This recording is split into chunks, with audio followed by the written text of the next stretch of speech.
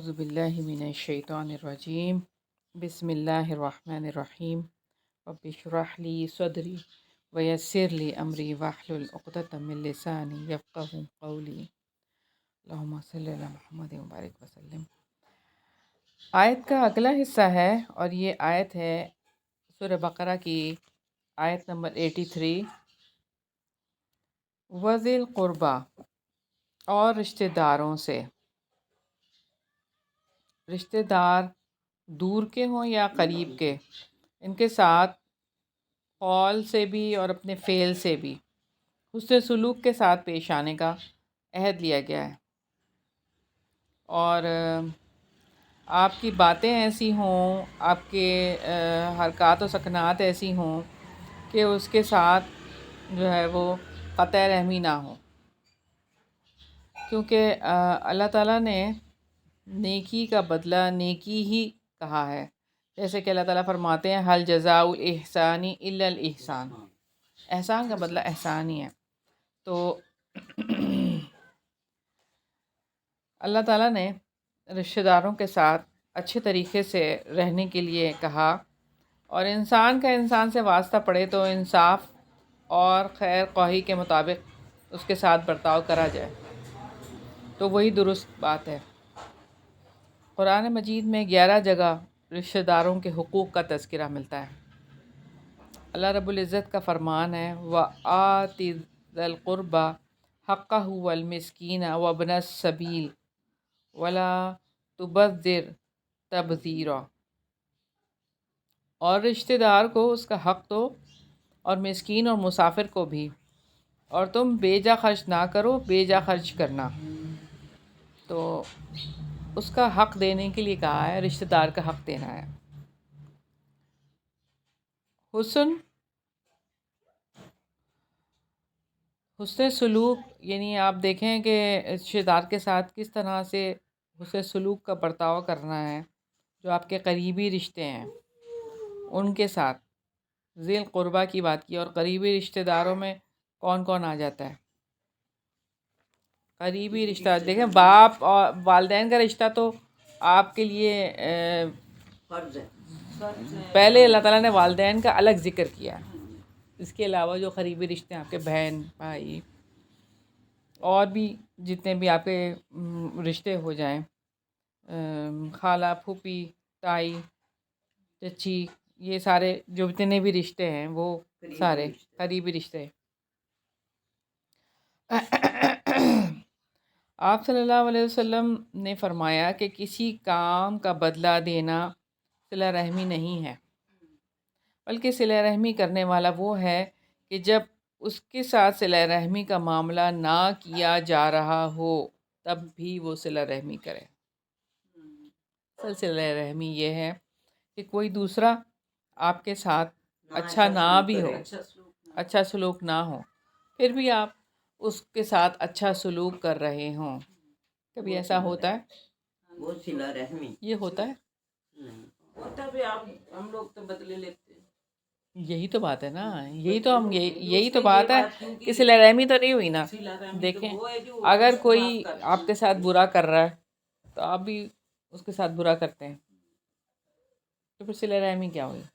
نہیں تو کتنا طلب بھی کر دیتے۔ ہاں، سب سے قطع رحمی، پھر تو وہ قطع رحمی ہو جاتی ہے۔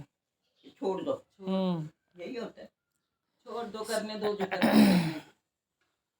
سیدنا سلیمان بن عامر رضی اللہ عنہ سے روایت ہے کہ نبی پاک صلی اللہ علیہ وسلم نے فرمایا مسکین کو صدقہ دینا اور رشتہ دار کو صدقہ دینا دو نیکیاں ہیں، صدقہ بھی اور صلہ رحمی بھی۔ ایک مسکین کو صدقہ دینا صرف صدقہ دینا ہے، اور اپنے رشتہ دار کو صدقہ دینا، وہ دو نیکیاں ہو جاتی ہیں، ایک صلہ رحمی بھی ہو رہی ہے اور صدقہ دینا بھی۔ اس کی حاجت بھی پوری ہو رہی ہے۔ وہ نہ لے تو پھر کیا کریں؟ لیتے ہیں، نہ لے ایک دفعہ نہیں، وہ کہتے ہیں صدقہ نہیں لیتے جی وہ۔ ہاں، بات یہ ہے کہ ان کو صدقہ نہیں لیتے تو آپ گفٹ دے سکتے ہیں۔ دیکھیں، صلہ رحمی ہے نا، آپ وہ یعنی کہ دیکھیں رشتہ داری میں نا قریبی رشتوں کا نا پتہ ہوتا ہے کہ اس کو کس چیز کی ضرورت ہے. ایسا نہیں ہوتا، بہت کم ہی ہوتا ہے کہ نہیں پتہ ہوتا، لیکن یہ کہ زیادہ تر معاملات میں ایسا ہی ہوتا ہے کہ پتہ ہوتا ہے. تو اس میں یہ ہے کہ آپ وہ چیز کسی بھی طریقے سے ان کو دی جا سکتی ہے، گفٹ کی جا سکتی ہے، یا یعنی پتہ بھی نہ چلے کہ آپ نے دیا ہے، ایسا بھی ہو سکتا ہے. ضروری تھوڑی ہے کہ ان کو پتہ بھی چلے. جب وہ پسند نہیں کر رہے کہ کوئی اس طرح سے آپ ان کو دیں، تو آپ کسی بھی انداز سے ان تک پہنچا سکتے ہیں گفٹ کے طور پہ. اور آپ اگر وہ یہ بھی نہیں پسند کرتے کہ آپ دیں، تو کسی اور طریقے سے ان تک پہنچایا جا سکتا ہے کہ ان کو یہ پتہ ہی نہ ہو کہ کس نے دیا. رشتہ داروں کے ساتھ حسن سلوک کرتے ہوئے جن چیزوں کا خیال رکھنا ہے وہ یہ ہے کہ ایک تو اللہ تعالیٰ کی رضا، کہ اللہ تعالیٰ راضی ہو جائیں، اس لیے میں یہ کام کر رہی ہوں. دوسرا یہ ہے کہ اس سے بدلے کی توقع نہ کی جائے. بہت سارے لوگ بدلے کی توقع کرتے ہیں. مطلب ایسا ہے کہ آپ کسی کے ساتھ بہت احسان کرتے ہی جا رہے ہیں اور اچانک سے آپ کو پتہ چلتا ہے کہ وہ آپ کے خلاف ہے. اس وقت آپ کہتے ہیں کہ میں نے تو اس کے ساتھ یہ کیا اور یہ میرے ساتھ کیا کر، یہ کیا بات ہے؟ آپ نے اس لیے کیا تھا کہ وہ آپ کو بدلہ دے گا. تو جب بھی کوئی چیز کسی کے ساتھ کریں تو اس کو اللہ کے لیے کریں اور چھوڑ دیں. اور اگر اس کی طرف سے کوئی ایسی بات آپ کو نظر آئے جو آپ کو ناگوار گزرے اپنی ذات کے لیے یا آپ کے اپنے کسی قریبی کے لیے، تو پھر آپ اس کو نظر انداز کریں، کیونکہ آپ نے جو نیکی کی تھی وہ تو اللہ کے لیے کی تھی، اس کے لیے تھوڑی کی تھی. اس کے لیے تو نہیں کی تھی. اگر تو اس کے لیے کی تھی تو پھر آپ اس سے بدلے کی توقع رکھیں گے تو پھر وہ تو دنیا میں ہی رہ جائے گا، وہ تو آپ کے ساتھ نہیں جائے گا. اور حسن سلوک کے بعد زیادتی ہو تو برداشت کرنا ہے. یہ بات زیادتی اگر ان کی طرف سے ہو، دیکھیں حضرت ابو بکر صدیق رضی اللہ عنہ کی بات ہے کہ مصطح بن اساسہ جو ہیں ان کو وہ دیتے تھے، کیا کہتے ہیں، نانقہ. وہ تو جب ہاں حضرت عائشہ کے ساتھ ہاں، یہ معاملہ ہوا. حضرت عائشہ پہ تہمت لگی تو وہ بھی ان کے ساتھ ہو گئے تھے. تو حضرت ابو بکر صدیق رضی اللہ عنہ نے یہی سوچا تھا ابھی کہ انہوں نے ایسے میری بیٹی کے ساتھ کیا ہے، یعنی کہ وہ بھی شامل ہو گئے ہیں، تو میں کیا کروں، یعنی کہ ان کا روک لوں، کیا کروں کہ انہوں نے ایسے کیا ہے، حالانکہ یہ سارا کچھ میں ہی ان کو کرتا ہوں. تو پھر اللہ تعالیٰ نے آیت نازل ہوئی تھی، اتاری تھی کہ تم نہیں چاہتے کہ اللہ تعالیٰ تمہیں بخش دے. تو حضرت ابو بکر صدیق رضی اللہ عنہ نے یہ کہا ہم یہی چاہتے ہیں کہ آپ ہمیں بخش دیں، اور اس کے بعد انہوں نے وہ جو نانقہ تھا وہ ڈبل کر دیا تھا. تو بس یہ بات ہے کہ وہ تو بہت بڑے لوگ تھے، بہت ہی ان کے اندر جو جذبے تھے وہ تو انتہا کو تھے. اللہ تعالیٰ کے آپ دیکھیں کہ اللہ تعالیٰ ہمیں بھی کچھ دے دے ایسے کہ ہم ان لوگوں میں شامل ہو جائیں. اور یہ بات ہے کہ رشتہ داری کا احساس کیسے ہوتا ہے، کہ رشتہ داری حسن سلوک اور رشتے کا احساس کرنے سے جڑتی ہے. رشتے کا احساس کریں گے تو ہوتی ہے یہ. جبکہ ملاقات ہی نہیں کر رہے، بدگمانیاں پالتے رہتے ہیں، رشتے کی حفاظت بھی نہیں کرتے، تو پھر اس کا احساس بھی نہیں ہوتا، پھر ختم ہو جاتا ہے. اور اس کی خوشیوں میں شریک نہیں ہوتے، اس کے غموں میں شریک نہیں ہوتے، پھر اسی طرح سے رشتہ داری ٹوٹ جاتی ہے، رشتہ داری نہیں رہتی. اگلی ہماری جو آیت کا حصہ ہے وہ ہے وَالْيَتَامَى، اور یتیموں سے.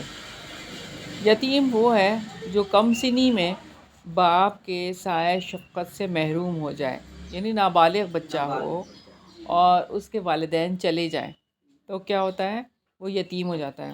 جب وہ بالغ ہو جائے گا تو اس کی یتیمی ختم ہو جائے گی. اور یتیم کے لیے اس کے آبا میں سے کوئی کمانے والا نہیں ہوتا. یعنی کہ یتیم وہ بھی ہوتا ہے جیسے اب کوئی بھی ایسا نہیں ہے کہ جو اس کی دیکھ بھال کر سکے، تو وہ بھی یتیم ہے. جب وہ خود کمانے لگ جائے تو وہ یتیم ہی ختم. یہی بات ہے نا. یتیم کے ساتھ احسان حسن ترتیب ہے اور اس کے حقوق کو ضائع ہونے سے بچانا ہے. یعنی کہ جو یتیم کا مال ہے اگر، تو اس کو جو ہے وہ اچھی طریقے سے اس کے لیے خرچ کیا جائے. اور اتنا زیادہ نہ، جیسے ہم دیکھتے ہیں کہ اتنا زیادہ نہ خرچ کر دیا جائے کہ جب وہ جوان ہو تو سب ختم ہو جائے. کچھ اس طریقے سے کوئی انویسٹمنٹ کر دی جائے یا کوئی بزنس اس طرح سے کہ وہ مال اس کا بڑھتا رہے. ہاں، کتاب و سنت میں ان کے ساتھ نرمی کی اور ان کی کفالت کی ترغیب دی ہے، اور ان کے مال کی حفاظت کے بارے میں بہت ساری وصیتیں آپ صلی اللہ علیہ وسلم نے فرمائی ہیں. سیدنا سہل بن سعد رضی اللہ عنہ سے روایت ہے، ان سے نبی کریم صلی اللہ علیہ وسلم نے فرمایا کہ میں اور یتیم کی پرورش کرنے والا جنت میں اس طرح ہوں گے. اور آپ صلی اللہ علیہ وسلم نے شہادت اور درمیانی انگلیوں کے اشارے سے یعنی اس کو قریب کر کے بتایا ایسے ہوں گے. والمساکین، اور مسکین. اللہ تعالیٰ نے مساکین کے ساتھ حسن سلوک کا حکم دیا ہے. مسکین کون ہوتا ہے؟ مسکین وہ ہوتا ہے جو در در جا کر مانگتا نہیں ہے، بلکہ وہ کسی کے آگے ہاتھ نہیں پھیلاتا، جس کو آپ کہیں گے سفید پوش لوگ، کہ جن کے پاس یعنی کہ نہ بھی ہو تو منگنا نہیں ہو. ہاں، مطلب یہ کہ ان کے پاس اتنا ہوتا ہے کہ کچھ تنگی میں ہوتے ہیں جیسے لوگ، کہ یہ ضرورت نہیں ہو رہی، پریشان ہو جاتے ہیں. جیسے کہ مثال کے طور پر اب گھر کا کرایہ دے رہے ہیں، بجلی کا بل دینے کے پیسے نہیں ہیں، یا گھر کے کرائے کے لیے پیسے جوڑ رہے ہیں، یا فلاں کے لیے کر رہے ہیں. مطلب اسی کشمکش میں وہ لوگ رہتے ہیں. ہینڈ ٹو ماؤتھ والا. ہاں، ہینڈ ٹو ماؤتھ والا حال. ان کو مساکین کہتے ہیں، اور وہ کسی کے آگے ہاتھ بھی نہیں پھیلاتے. تو اپنے بیوی بچوں کا خرچہ اٹھا رہا ہے، لیکن یہ کہ اس کے پاس جو ہے وہ اس میں کمی بیشی ہو جاتی ہے. نبی پاک صلی اللہ علیہ وسلم نے فرمایا، بیواؤں اور مسکینوں کے لیے کوشش کرنے والا اللہ تعالیٰ کے راستے میں جہاد کرنے والے کی طرح ہے، یا اس شخص کی طرح ہے جو دن میں روزے رکھتا ہے اور رات کو عبادت کرتا ہے. تو مسکینوں کے لیے کوشش کرنے والا جہاد کرنے والے کی طرح ہے، یا دن میں روزے رکھنے والے اور رات کو عبادت کرنے والے کی طرح ہے. اتنی زیادہ ترغیب دلائی ہے آپ صلی اللہ علیہ وسلم نے. یتیموں اور مسکینوں کے ساتھ حسن سلوک انسان کے لیے امتحان بن جاتا ہے، اس لیے کہ کمزور آدمی کے ساتھ صرف وہ انسان حسن سلوک کر سکتا ہے جو اللہ تعالیٰ کی خوشنودی حاصل کرنا چاہتا ہو. کمزور آدمی کسی کو کیا دے گا؟ آپ اس کے لیے کچھ کریں گے تو وہ تو آپ کو کچھ بھی نہیں دیتا نا ریٹرن. تو بہت مشکل ہے کہ اس کے ساتھ کوئی بھلائی کی جائے. اندر سے نکلنے والی جو دعائیں ہیں نا، جو اٹھتے ہیں اس کے اندر سے دعائیں، وہ عرش تک جاتی ہیں. تو جب انسان کا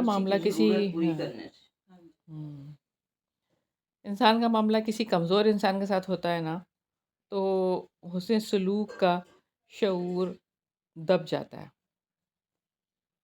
ہوتا یوں ہے کہ انسان کمزور انسان کو مدد دیتا ہے اور اپنے آپ کو بڑا محسوس کرنے لگتا ہے، اور اس وجہ سے کمزور انسان کی عزت نفس کا خیال رکھنے میں یہ احساس رکاوٹ بن جاتا ہے.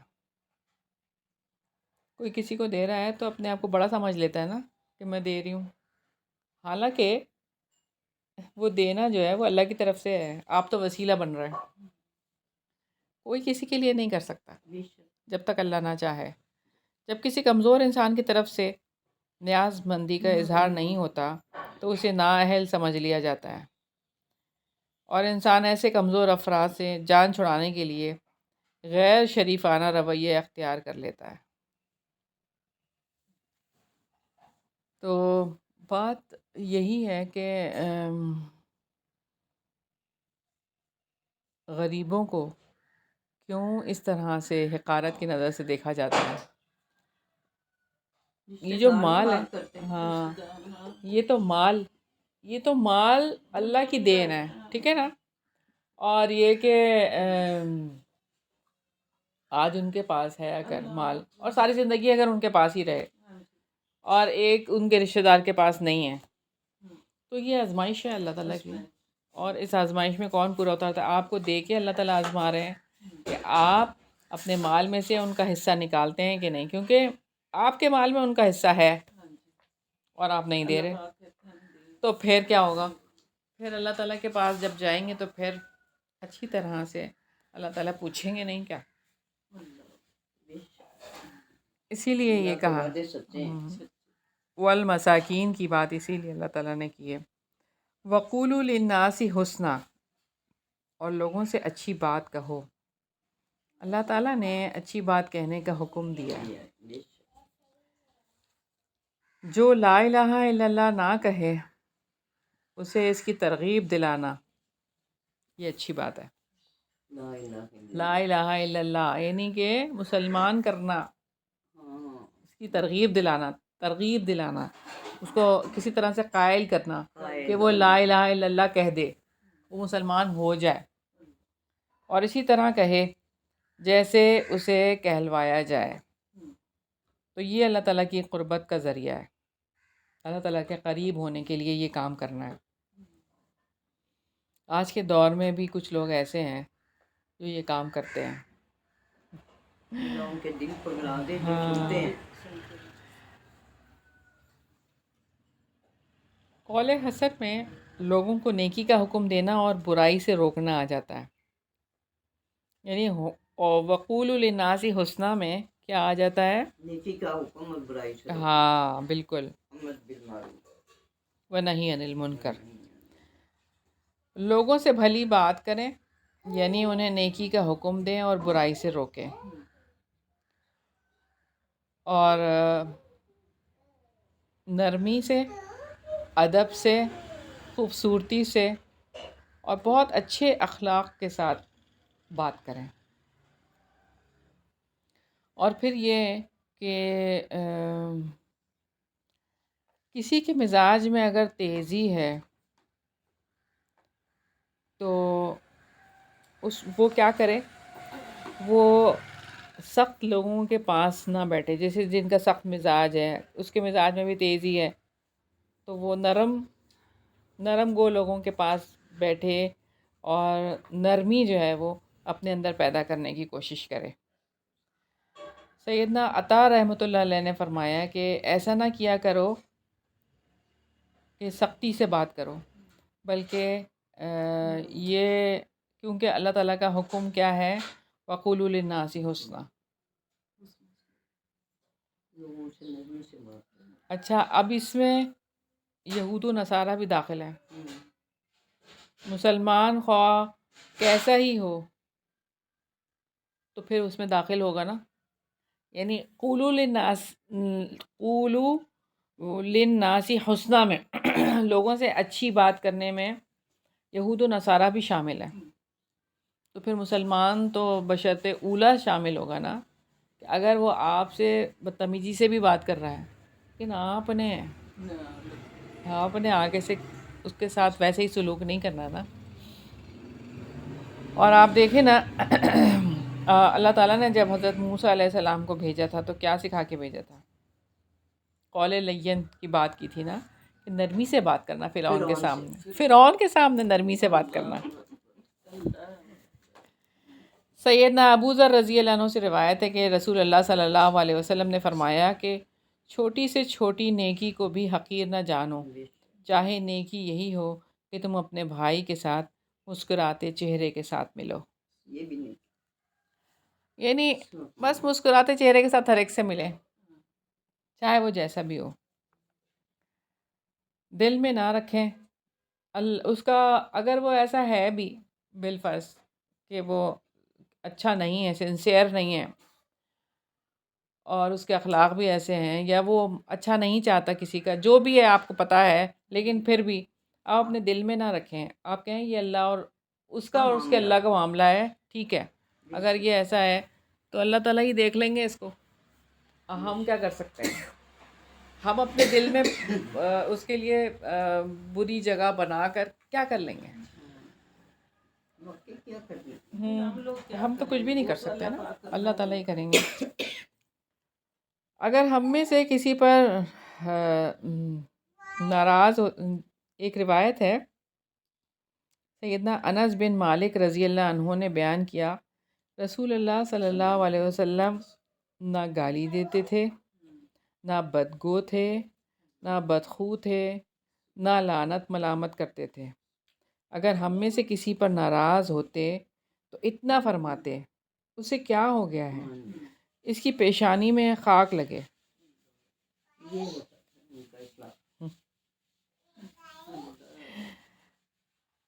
نبی کریم صلی اللہ علیہ وسلم نے جہنم کا ذکر کیا اور اس سے پناہ مانگی، اور چہرے سے اعراض و ناگواری کا اظہار کیا۔ پھر آپ صلی اللہ علیہ وسلم نے جہنم کا ذکر کیا اور اس سے پناہ مانگی، اور چہرے سے اعراض و ناگواری کا اظہار کیا۔ 2 مرتبہ آپ صلی اللہ علیہ وسلم کے جہنم سے پناہ مانگنے کے سلسلے میں ایک صحابی کو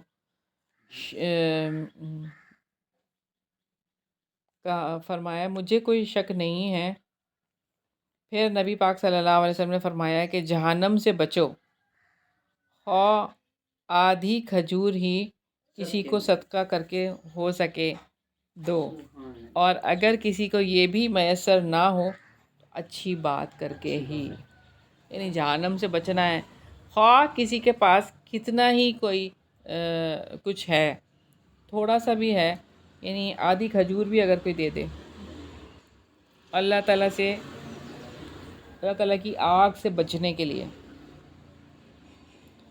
اور یہ بھی ہے قول حسن میں لوگوں کو علم سکھانا، ان میں سلام پھیلانا، اور خندہ پیشانی سے پیش آنا، اور ان کے ساتھ خوشی کا اظہار کرنا، یعنی ہر ایک کے ساتھ اچھے طریقے سے ملنا ملانا، اور دیگر تمام اچھی باتیں، وہ ساری باتیں آ جاتی ہیں۔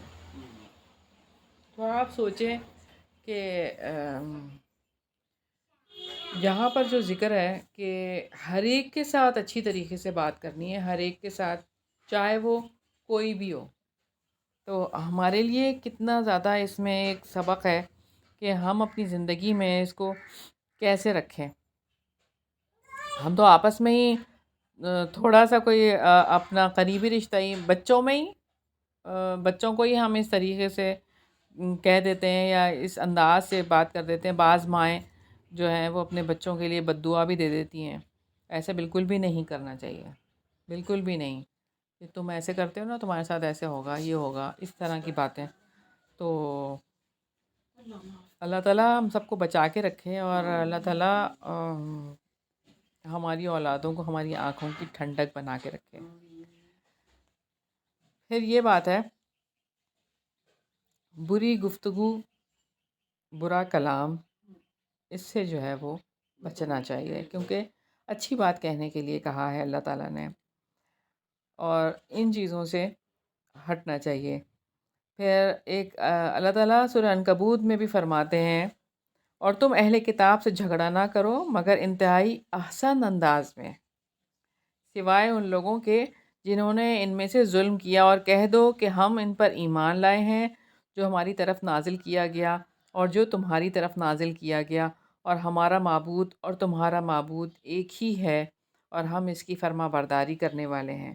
تو احسن انداز سے ان سے جھگڑا کرنے کے لیے کہا گیا کہ اگر تم اہل کتاب سے بات کرو تو انسانی آداب میں سے جن کی تعلیم اللہ تعالیٰ نے اپنے بندوں کو دی ہے، تو یہ بھی ہے کہ انسان اپنے اقوال اور افعال میں پاکیزہ رہے، یعنی آپ کا گفتگو کا انداز ایسا ہو کہ سننے کو دل چاہے، ہاں ہاں سبق ملے، یہ نہ ہو کہ بہت سارے تنزیہ لوگ بات۔ ہیں کہ ان کی جو گفتگو ہے وہ جب بولنا شروع کرتے ہیں تو ایسے ایسے الفاظ استعمال کرتے ہیں کہ شرم آ جاتی ہے. شرم آ جائے، ہم کہتے ہیں کہ نہ ہی سنیں تو بہتر ہے، کیسی بالکل، باتیں کر رہے ہیں ایسے یہ. اور یہ کہ کسی کے لیے بات کرتے ہیں تو کسی سے مخاطب ہوتے ہیں تو ان کو عجیب عجیب القاب سے پکارنا، یا بہت سارے لوگ تو بات ہی گالی سے شروع کرتے ہیں. تو یہ ساری چیزیں کیا ہیں؟ اور گالی دینا تو ویسے بھی فسق ہے. تو ایک کامن سا ورڈ ہے پاگل، کہہ دیتے ہیں وہ ہر وقت جو ہے نا وہ ذرا سا کچھ ہو تو پاگل، مطلب اس طرح سے. تو یہ بھی ایسی بات ہے نا کہ ہم زبان کو جو ہے نا اپنی کس قدر قابو میں رکھنے کی ضرورت ہے.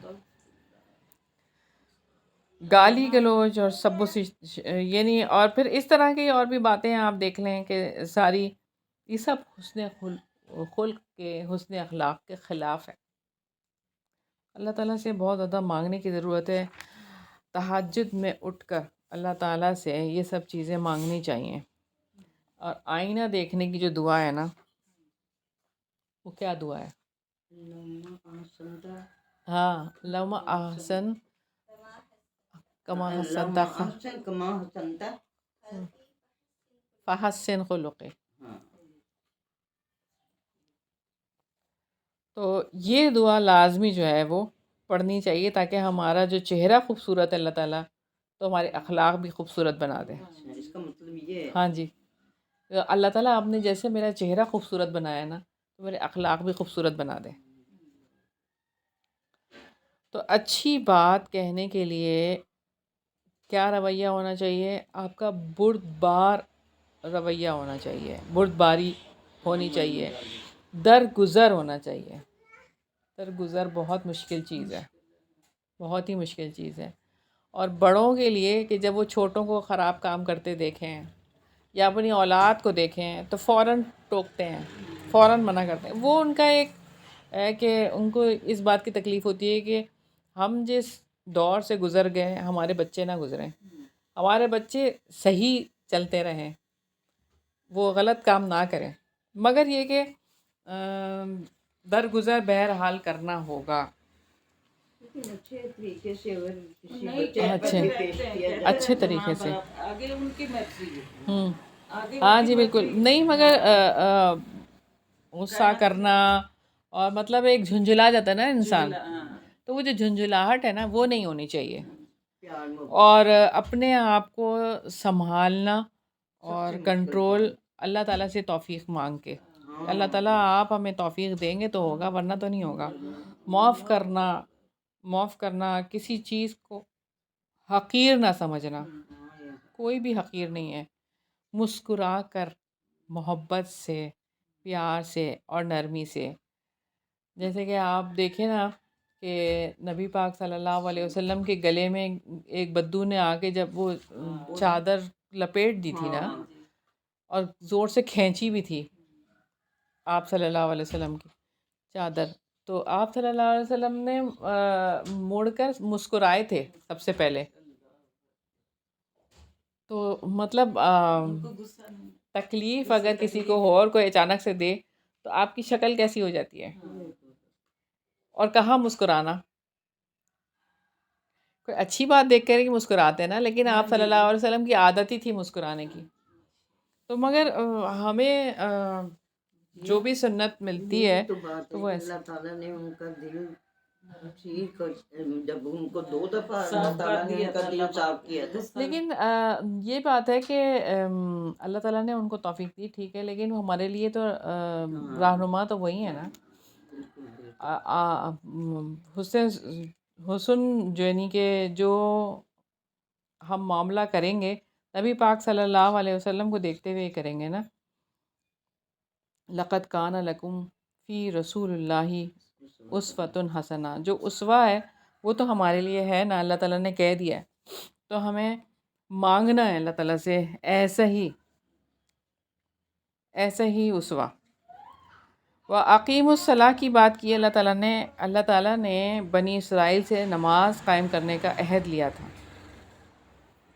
اور اس میں وقت کی پابندی آ جاتی ہے اقامت صلاۃ میں، کہ وقت پہ نماز پڑھنا، وضو کی تکمیل آ جاتی ہے، ارکان کے اندر نماز کے جو ارکان ہیں اس میں اعتدال اور ترتیل، یعنی آپ قرأت ایسی کر رہے ہیں تو اس میں بہت خوبصورت طریقے سے آپ کی قرأت ہو، خشوع کے ساتھ نماز ہو، دل کی حاضری ہو، یعنی کہ آپ جو دل میں ہے آپ کے، وہ ایسا ہو کہ جو آپ پڑھ رہے ہیں نا وہی آپ کے دل میں بھی ہو، دل میں کچھ اور ہے اور زبان سے کچھ اور ہے۔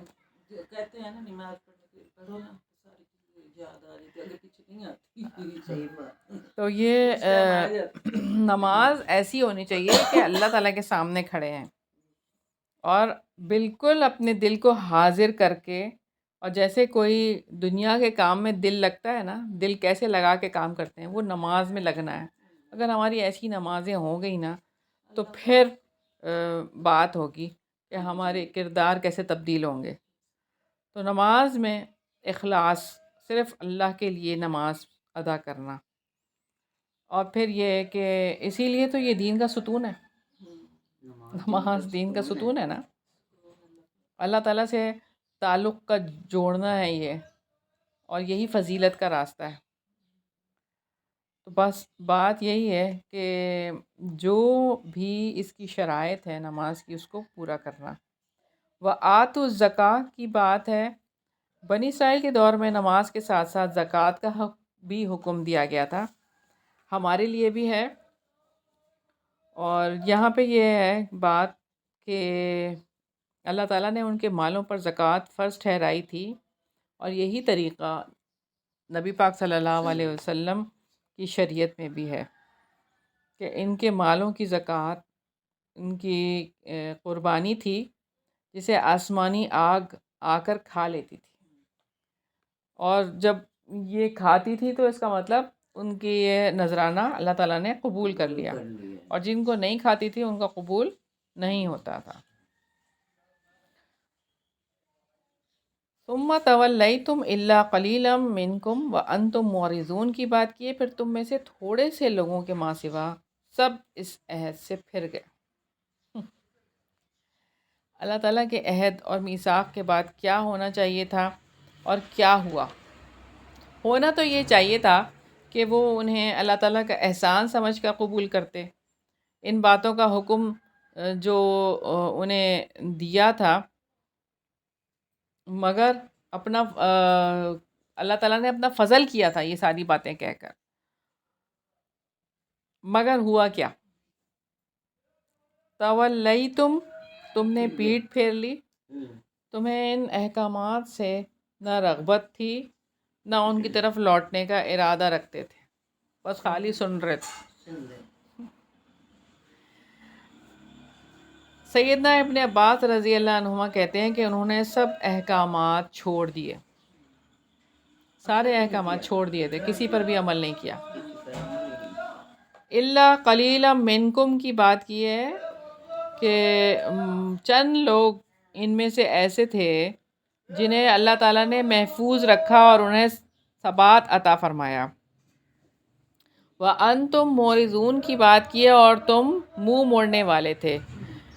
تو بنی اسرائیل نے جان بوجھ کر عملاً جو ہے وہ اعراض کیا، ان کے اوپر عمل نہیں کیا، حالانکہ وہ جانتے تھے جو انہیں دیا تھا، سب کچھ جانتے تھے، یہ کرنا ہے یہ کرنا ہے۔ ہاں ہمیں بھی تو پتہ ہی ہے، ہمیں بھی پتہ ہی ہے کہ کیا کیا کرنا ہے، یتیموں کے ساتھ کیا کرنا ہے۔ آج اگر آپ کسی عام سے بھی انسان کو بٹھا کے پوچھ لیں نا، ان کو پتہ ہوتا ہے کہ ایسے کرنا ہے، لیکن کرتے کون ہیں؟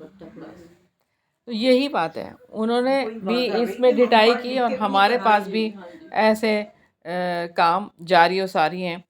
اور پھر یہ کہ جہالت کی زندگی وہ چھوڑنا نہیں چاہتے تھے نا، جس جہالت میں تھے، اور آج ہم بھی تو ہیں اپنی خواہشات نفس پہ مرنے کے لیے تیار ہیں، جہالت کو نہیں چھوڑنا چاہتے۔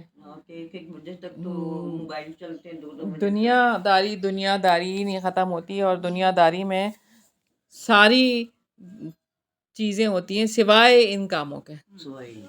اللہ ہی رحم کرے. یہ سارے جتنے بھی دوسرے کام جو لوگ کرتے ہیں وہ سب شیطانی ہی کام ہے، اور کیا. اللہ تعالیٰ ہم سب کو ان سارے کاموں سے بچا کے رکھے. آمین. وَإِذْ أَخَذْنَا مِيثَاقَ بَنِي إِسْرَائِيلَ لَا تَعْبُدُونَ إِلَّا اللَّهَ وَبِالْوَالِدَيْنِ إِحْسَانًا وَذِي الْقُرْبَى وَالْيَتَامَى وَالْمَسَاكِينِ وَقُولُوا